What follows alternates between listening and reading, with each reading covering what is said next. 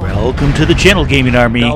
In this video, we're going to highlight what I feel is the most underappreciated heavy mech in the game. And if I'm wrong, change my mind. We're going to focus on a nice little inner sphere 60-tonner, the Quick Draw. And for the purposes of this video, we are in a Quick Draw 4H. I have it outfitted with 4 medium pulse lasers, 3 SRM-4s with Artemis, a single jump jet for mobility, and a top speed of 75.6 kph. This mech chassis is one of the most underrated, undersung, underutilized mech chassis in the Innisphere arsenal, and I'm not 100% sure why it's not seen more often on the battlefield. This has become a rarity. It was more popular when it first came out, but you don't always see quick draws running around the battlefield anymore. And I think part of that has to do with the fact that it is inner sphere. A lot of people gravitate towards clan tech. It's a very boxy build. It doesn't have the nice, sleek, sexy lines of some of the other mechs like the Marauder. But this mech is incredibly sturdy and a very capable mech. Our first drop of 2 has us playing Assault Mode on Emerald Vale, and I've gotten myself into a really good, bad position. And I guess I need to explain what I mean by that. The fact is, I'm in between some terrain here and a building structure, so it's hampering my ability to maneuver. Adding to that is there's snipers up on the Fox line that keep picking and poking at me. But on the good side of things, the enemy is very, very close, and they are well within my weapon's range, as this little dervish is about to find out. Now, he doesn't repoke, and he's got support from the Fafnir, but that's okay. I am a super tanky mech, and I can dish out quite a bit of damage, as our friend the dervish is about to find out. We've managed to open up his second leg, so both of his legs are open, and I am just waiting to get the angle as he comes back across the center.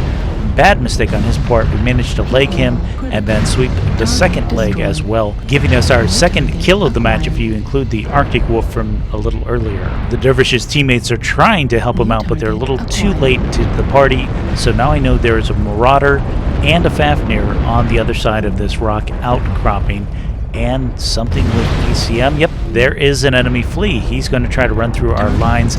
I'm going to light him up a little bit and chase him out of the way. Now, I don't want to over pursue just because the snipers are still up in the Fox high ground. I'm going to go back to my original position, and I'll even extend because my teammate did not get shot crossing through this open area, so I know this angle was clear. And looking at the enemy there, I find, oh, our friend the Fafnir, he hasn't cleared out of here.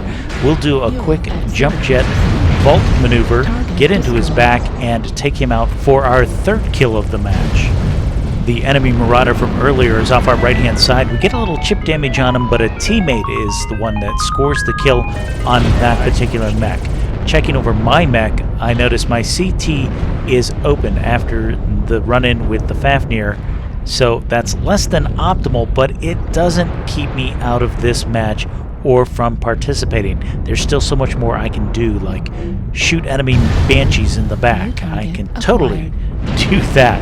And I also see low signal, so there's something behind me spinning around. There's a Kit Fox. We're going to get some damage in on him before he does death by overheating. So I don't know if I took out a heat sink or not, or if it was just he was running that hot. Ooh, still more low signal, and there is the enemy flea from before. He's still running around the board. We're going to get some damage in on him, and he is now trailing smoke. Hopefully that makes him easier to spot for my teammates, and it looks like our friendly Banshee is focusing him down. Yep, no more low signal. Spinning back around, the enemy Banshee has pushed in. Our first burst opens up his center torso. The second burst goes through the center torso, taking him out of the game. And our low signal is back, spinning around. There's the enemy flea. And luckily, a teammate takes him out from behind as he was trying to take me out from behind. I'm going to reflect on that for a few minutes. No, I'm just kidding. I'm going to get back into this game. So our 4th kill was the Banshee, and we were going to keep pushing forward, and that's when we spot the Orion across the way, heavily damaged, open CT. We managed to get the chip damage on his CT. It cost us our left arm, and now I'm focused by his teammate, the Kit Fox, and down I go along with my teammate, but we managed to finish this one out with 5 kills, 4 assists, 769 damage done. Moving on to our next drop. This one's got us playing domination mode on Grim Plexus, and hopefully by now I've been able to show off to you just how good and dangerous this mech is, and maybe, just maybe, I've got you interested enough in picking one up for yourself if you don't have one already.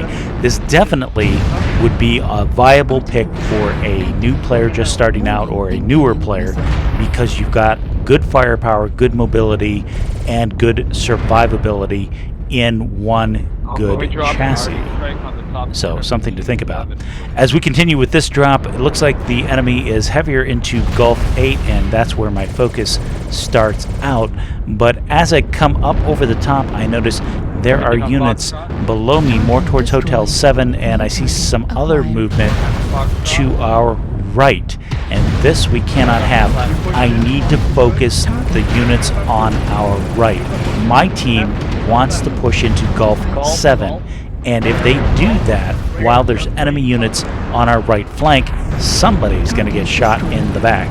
So we're going to push in, firing our weapons as we go, doing as much damage as we can, and looking for a bit of cover, and paying more attention to these guys.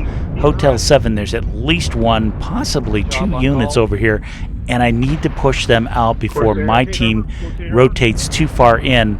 Otherwise, these guys, like this Crusader, are going to get back shots.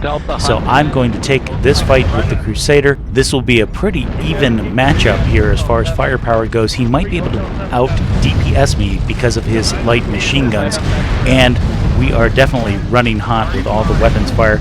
And the tactical shutdown comes in.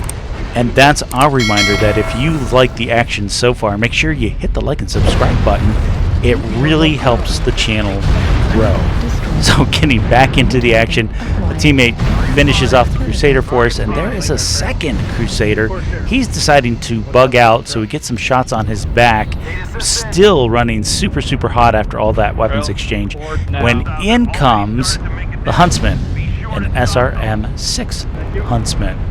So we're going to focus him down, light him up with missiles and laser fire, and chalk the kill up. Pushing forward, looks like the enemy is on the run more towards Gulf 8. There's a light up on the hill, but my teammates have that in hand. What I'm more focused on is, again, there's a Corsair, and he's one-touch CT.